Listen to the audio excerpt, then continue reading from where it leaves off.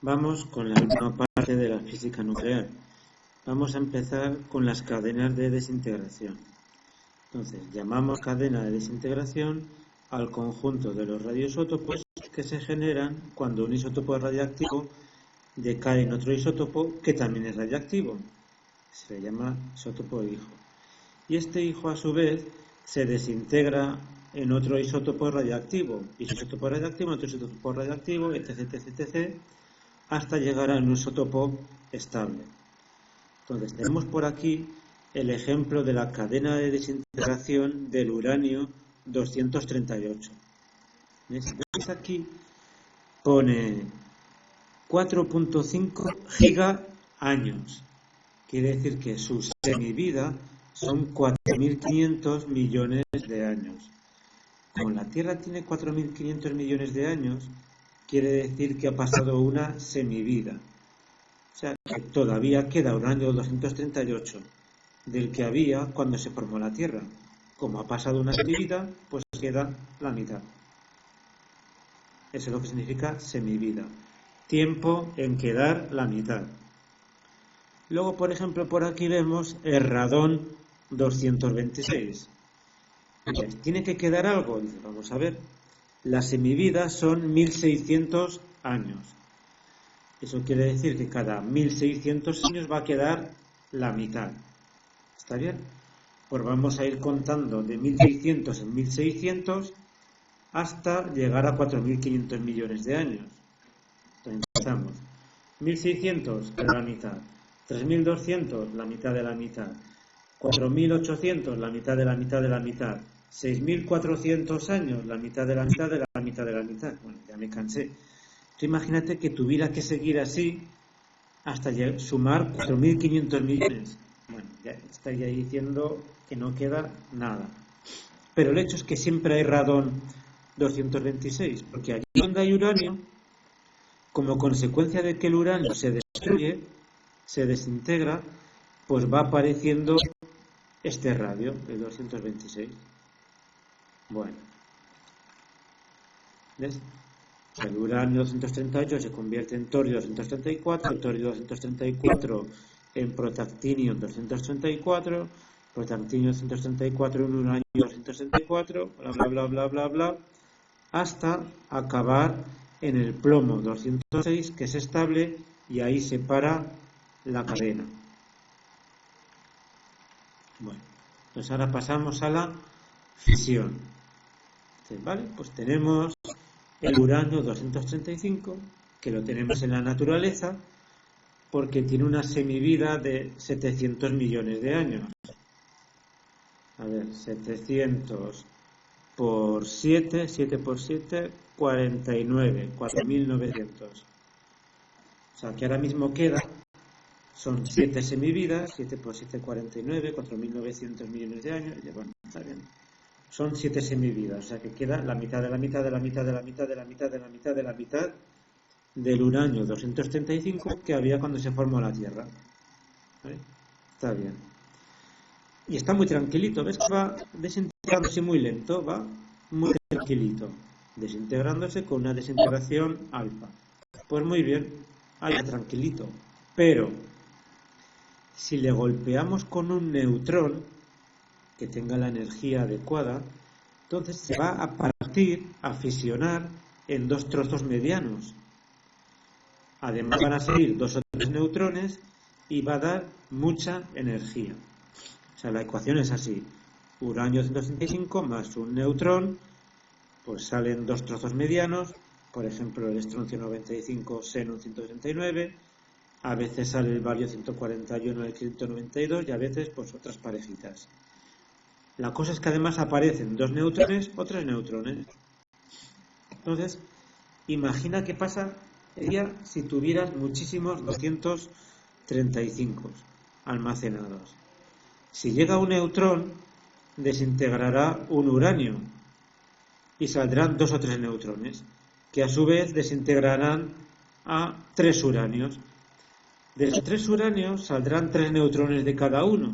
O sea, de esos 3 uranios ahora se desintegrarán 9, luego 27, luego 81, luego 240, y así exponencialmente, muy rápido, lo que se llama una reacción en cadena, lo que acaba en una explosión nuclear.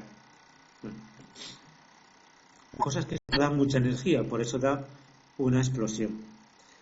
Pero si esto lo pudiéramos hacer de forma controlada, tendríamos una central nuclear produciendo energía. Pues, ¿qué es lo que quiero? Pues que de los 3 neutrones que salen, pues quede uno que mantenga la reacción, pero sin convertirse en muy rápida. ¿Vale? Pues entonces, ¿qué hay que hacer? Absorber los neutrones que sobran. Bueno, pues eso se va a hacer en unas barras llamadas barras de control. Antes de ver el gráfico, vamos a comentar que el uranio 235 existe en la naturaleza, pero de todos los uranios que hay, representa solo el 0,7%, o sea que hay muy poquito, y no podríamos tener una reacción de fisión, porque son muy pocos.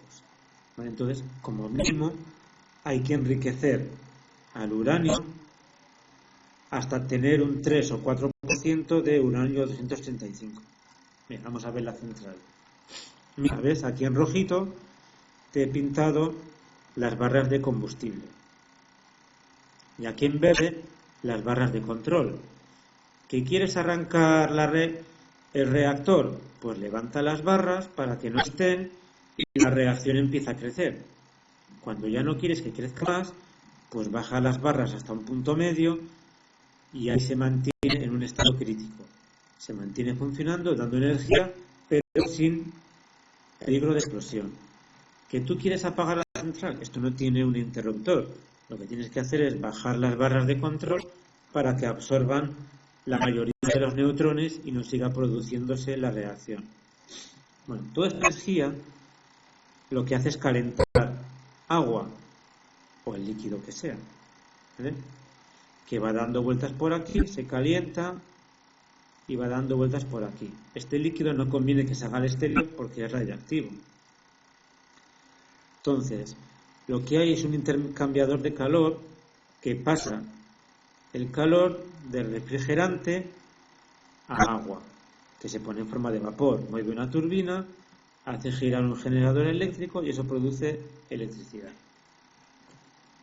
Bueno, otra cosa. Los rayos cósmicos y el carbono 14. Bueno, pues resulta que tenemos en la naturaleza existe el carbono 14.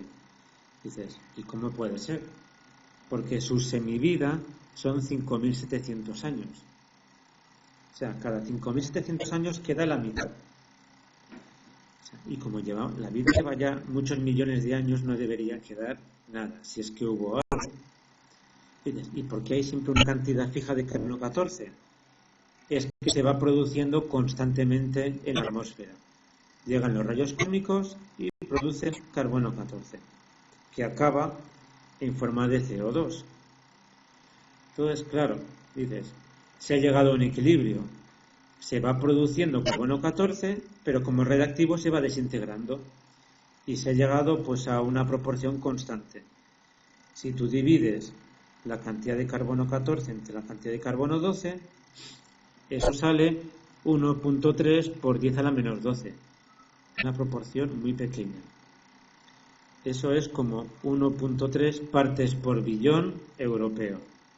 Ya sabéis que el billón americano es estúpido y no es lo que es.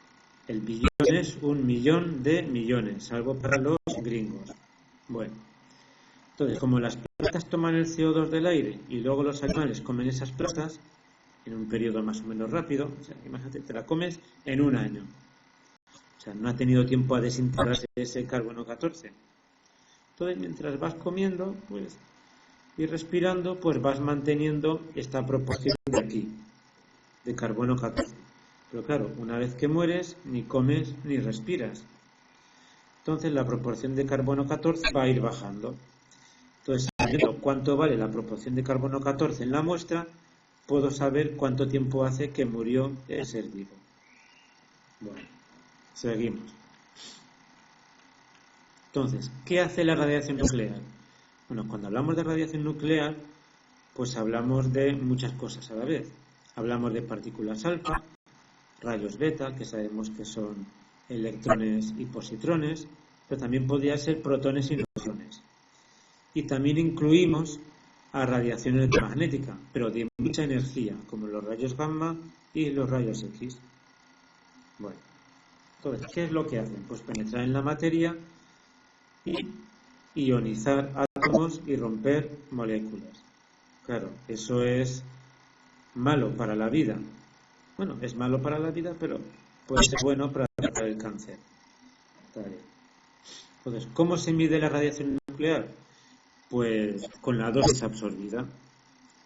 La dosis absorbida se mide en grays.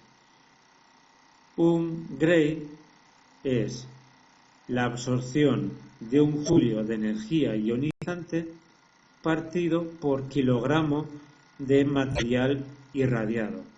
Pero no es lo mismo que absorba un joule una mosca a que lo absorba un elefante, ¿verdad? No es lo mismo. Pues por eso, es como los venenos. Los venenos se miden en miligramos por kilogramo de ser vivo. Pues el gray es energía ionizante absorbida por kilogramo de material irradiado. El gray. Claro, antiguamente se medía en rad, de forma que 100 rad es un gray. Pero claro, no todas las partículas o las radiaciones hacen el mismo daño. Entonces, los rayos alfa hacen mucha mayor ionización que un joule de rayos beta. Entonces, eso hay que tenerlo en cuenta. Entonces, por eso tenemos la dosis equivalente. Entonces, es energía absorbida por materia viva, pero teniendo en cuenta los posibles efectos biológicos, el daño que va a hacer.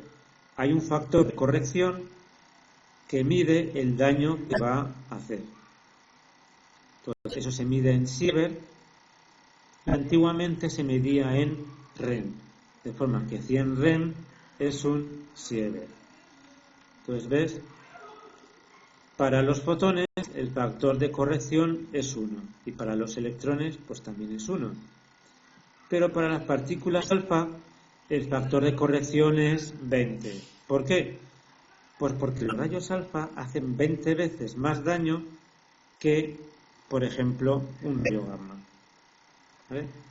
Bueno, pues aquí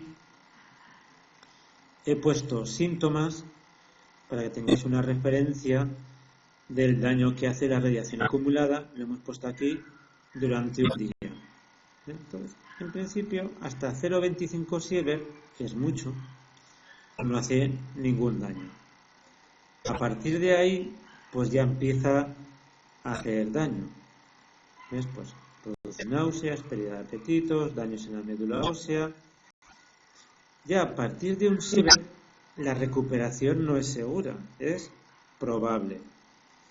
A partir de los 3 y 5 Sievert, pues ya es la muerte prácticamente segura. Entonces, ¿y cuánto es la valor normal de radiación que puedes acumular durante un año? Dices, mira, no te preocupes que la vida está acostumbrada a la radiación. Hay una radiación de fondo que es aproximadamente de 2,5 milisievert.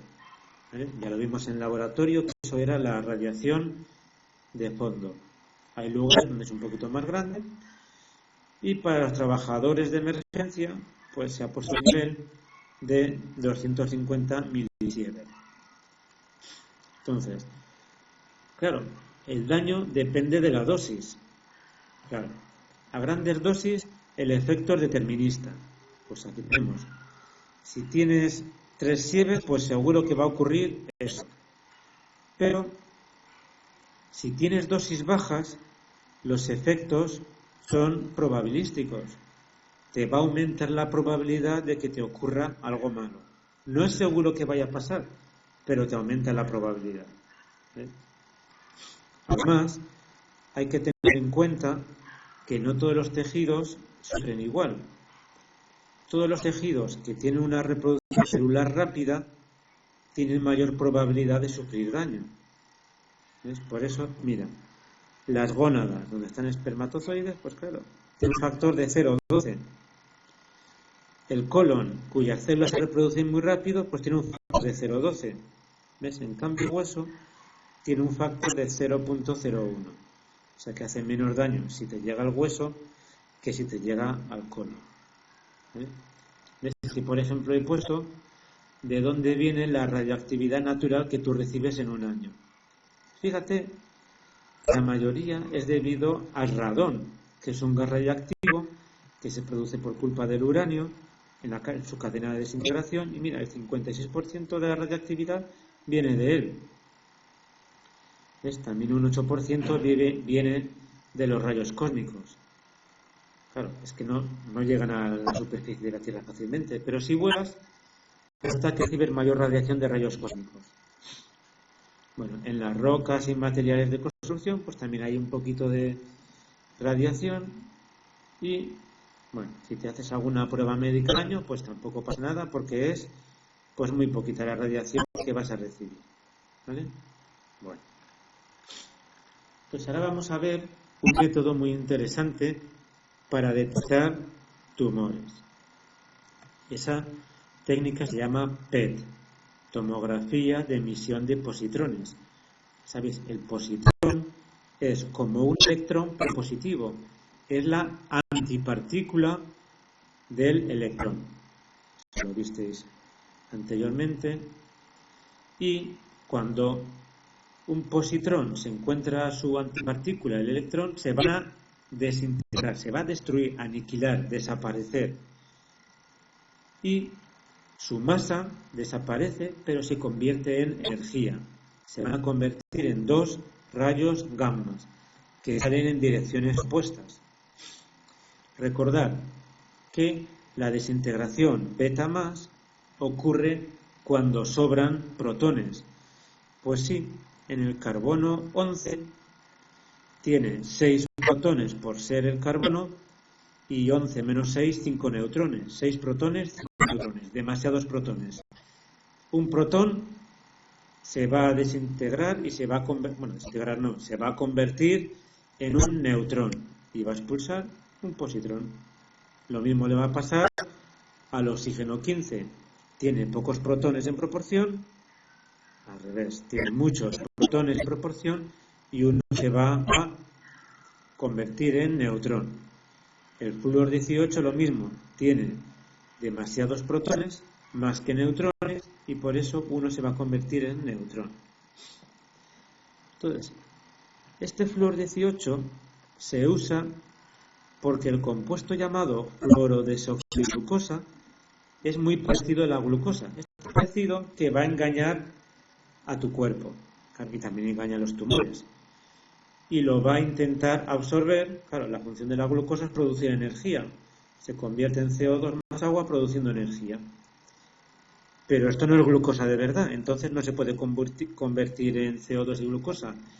Y se va a almacenar en los tejidos. Claro, ¿qué pasa? Que las células cancerosas son unas grandes consumidoras de energía. Entonces allí se va a acumular muchísimo más este flúor 18 que en el resto de tejidos normales. Pues claro, esos tejidos tumorosos van a empezar a emitir rayos gamma. ¿Ves? Saldrá un positrón, encontrará seguro un electrón. La materia está llena de electrones y producirán dos rayos gamma que van en direcciones opuestas. ¿Ves? Imagínate que el tumor está aquí. Entonces salen dos fotones, uno para aquí, otro para allá. Entonces aquí alrededor hay una cámara que dice, mira, si aquí y aquí han llegado estos dos rayos gamma en este instante, quiere decir que el tumor está en algún lado de esta línea. La siguiente desintegración, imagina que va así. Entonces dirá, mira, como ha llegado aquí y aquí, seguro que el tumor está en algún lado de esta línea. Pero ya sabíamos que también estaba en esta línea. O sea, que hemos localizado el tumor exactamente ahí. ¿Ves? Buenísimo. Bueno, entonces los rayos X, que no hemos hablado muchos de ellos. Hemos dicho que eran muy energéticos, pero no hemos dicho más. Claro, como son energéticos, atraviesan muy fácilmente la materia. Bueno, en los huesos no. ¿Ves? Los huesos van a absorber muy bien los rayos X y en la parte de atrás de donde hacemos los rayos X tenemos una película y donde los rayos X no marcan la película se queda de color blanco. El aire no absorbe los rayos X, por tanto atraviesa el aire, llega a la película y se queda de color negro. Los tejidos blandos absorben un milichín los rayos X y por eso veremos ahí pues un color gris. A veces tienes algún tejido que por la causa que sea absorbe un poquito más los rayos X, pues mejor. ¿Cómo se producen? Mira, vamos a ir directamente al dibujo. Entonces, calentamos mucho esta resistencia, al efecto termoiónico salen electrones disparados y al chocar con esta placa se frenan rapidísimo. Y hay un efecto que se llama radiación de frenado, que es cuando una partícula se desacelera rapidísimamente. Pues al chocar aquí y frenarse, se emiten rayos X. Bueno, pues ya, no vamos a ver más. Entonces, otra técnica relacionada con rayos X son fluoroscopía, que es simplemente imágenes en tiempo real de rayos X. Claro, eso no es muy bueno tenerlo mucho tiempo, porque claro, por cada minuto, imagina que recibes 50 miligramos. Pues si estás 50 minutos, recibes 50 veces más. Claro, tienes que hacerte una operación de vida o muerte porque tienes una arteria obstruida. Y bueno, pues va a meterme un poco de radiación y así vivo y no muero. Dices, bueno, pues está bien. Luego tenemos el TAC. Los TAC son rayos X. Pero lo que ocurre es que hacemos un montón de fotografías de rayos X. Tenemos un aparato que va dando vueltas alrededor nuestro, va tomando fotos de distintos ángulos y a distintas alturas. Entonces, claro, eso no lo puedes ver directamente, eso lo va a procesar un programa informático y va a generar como lonchitas, por eso se llama tomografía. Tomo significa loncha, como una loncha de salami. Pues tomografía son imágenes en lonchitas, que se ven casi tan bien como las de resonancia magnética nuclear, pero claro, la dosis que recibes pues es un poco más grande. Bueno, y por finalizar, muchas veces resulta que sí, quieres ver algo pero no lo puedes ver. Entonces hay que tomar un material de contraste, que lo que hacen es absorber completamente la radiación. Por ejemplo,